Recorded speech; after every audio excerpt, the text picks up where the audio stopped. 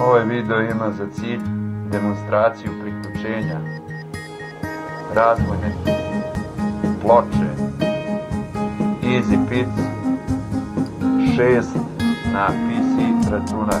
Da bismo izvršili priključenje na PC računar potreban nam je USB kabel.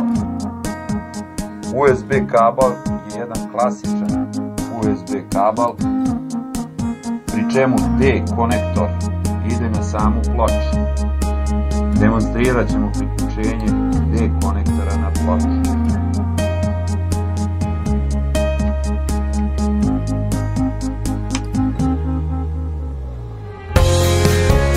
Ovo je položaj priključenog D konektora. Zatim drugi deo USB kabela, klasičan deo USB kabela, priključujemo na sam USB priključak na računar.